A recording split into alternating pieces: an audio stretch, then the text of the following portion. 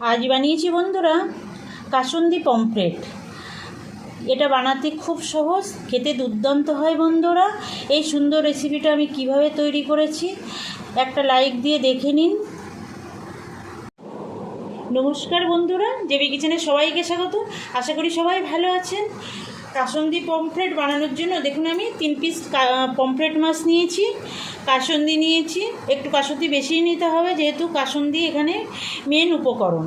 তারপরে নিয়েছি কালো জিরে, একটু ফ্রেশ ধনেপাতা কুচিয়ে নিয়েছি, 4টে কাঁচা লঙ্কা চিড়ে নিয়েছি, আর সরষের তেল নিয়েছি। আমি রান্নাটা সরষের তেলে করব।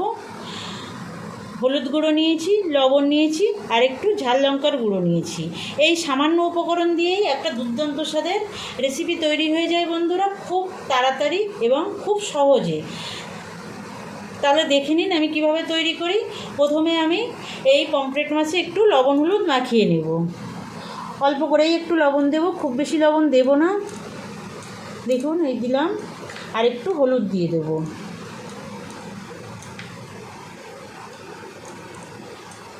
আর দেব সামান্য একটু তেল দিয়ে এটা আমি মেখে নেব।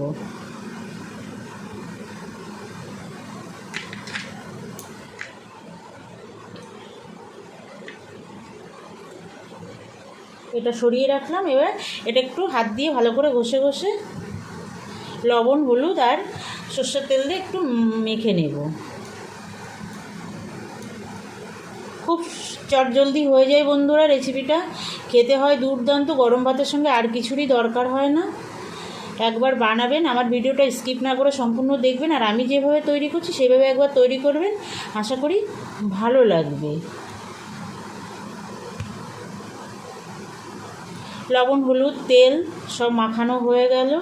দেখুন লবণ হলুদ পড়ে গেল মাছের গায়ে। এবার আমি মাছটা ভাজবো, তার জন্য চলে যাব গ্যাসের কাছে। দেখুন বন্ধুরা, গ্যাস ধরিয়ে আমি কড়াই বসিয়ে দিয়েছি। এবার আমি সরষের তেল দিয়ে দেবো। সরষের তেলে রান্নাটা করব, সেই জন্য সরষের তেলে প্রথমে মাছটা ভাজা করে নেব। সরষের তেল দিয়ে দিলাম। তেল দেখুন গরম হয়ে গেছে। আমি একটু লবণ দেব, লবণ দিয়ে আমি মাছ ছেড়ে দেবো। আমি একটা করে মাছ ভাজা করবো বন্ধুরা। একটা মাছ দিয়ে দিলাম। দেখুন মাছের একটা সাইড হয়ে গেছে, আমি আর একটা উল্টে দেবো। এরকম দুই সাইডে যদি এরকম ধরে উল্টানো যায় তাহলে গায়ে ছিটে লাগার ভয়টা থাকে না বন্ধুরা, মাছ ভেঙে যাওয়ারও সম্ভাবনা থাকে না। এইভাবে ভেজে নিলে ভালো হয়। ভেজে নেব সবকটা মাছ। দেখুন বন্ধুরা, 3টে মাছ আমি ভেজে নিয়েছি। খুব কড়া করে ভাজিনি, একদম নরমও না, মিডিয়াম করে আমি ভেজে নিয়েছি। এবার এই মাছ ভাজা তেলের মধ্যে আমি আরেকটু সর্ষের তেল অ্যাড করব। এবার আমি এর মধ্যে দিয়ে দেব কালো জিরে ফোড়ন।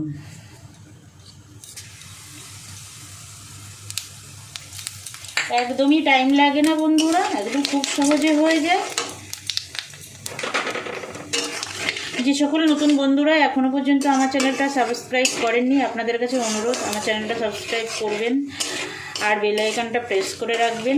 যখনই আমি নতুন কোনো রান্নার ভিডিও আপলোড করব আপনাদের কাছে নোটিফিকেশান চলে যাবে, আপনারা আপনাদের সময় মতো দেখে নিতে পারবেন।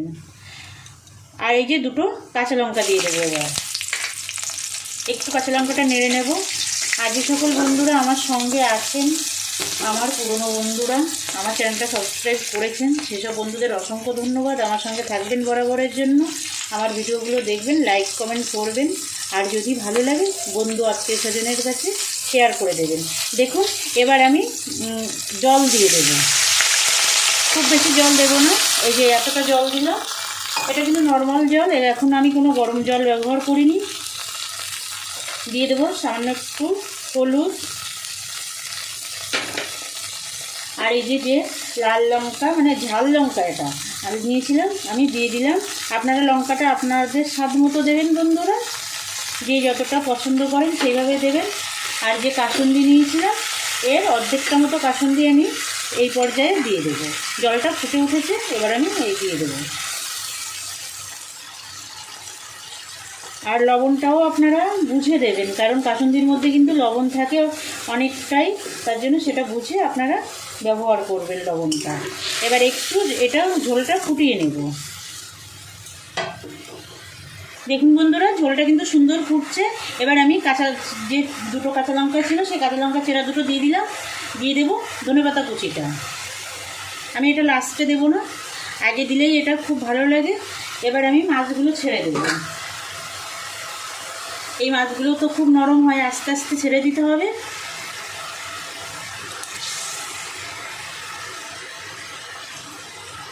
দিলাম,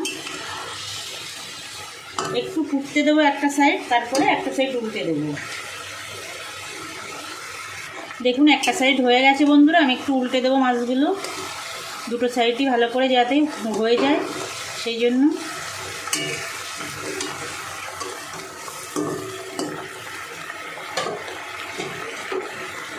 এবার আমি একটু কাঁচা তেল ছড়িয়ে দেব, দিয়ে আরও 2 মিনিট ফুটিয়ে নেব। দেখুন বন্ধুরা কত সুন্দর লাগছে দেখতে, তেলটাও ভেসে উঠেছে। এবার আমার যে কাসুন্দিটা রেখেছিলাম এটা উপর থেকে ছড়িয়ে দেব। পুরোটাই ছড়িয়ে দিলাম। এবার আমি গ্যাস অফ করে দেব। অফ করে দিয়ে আমি 2 মিনিট ঢাকা দিয়ে রাখবো। রান্নাটা করার টাইমে কিন্তু কখনো আমি ঢাকা দিয়ে রাখিনি, ঢাকা দিয়ে রান্না করিনি। এবারেই আমি 2 মিনিট ঢাকা দিয়ে রাখবো, তারপরে নামিয়ে নেব। দেখুন বন্ধুরা, তৈরি হয়ে গেছে দুর্দান্ত স্বাদের কাসুন্দি পমফ্রেট বা পমফ্রেট কাসুন্দি, যেটা থাকলে গরম ভাতের সঙ্গে আর কিছুরই দরকার হয় না। আপনারা পমফ্রেটের অনেক রকমের রেসিপি খেয়েছেন বা বানিয়েছেন, কিন্তু এই সুন্দর রেসিপিটা বানানোর অনুরোধ রইল আপনাদের কাছে। সেই অনুরোধ রেখে আমি আজকের ভিডিওটা এখানে শেষ করছি। আবার দেখা হবে নতুন রান্নার সঙ্গে। ভালো থাকবেন সবাই, নমস্কার।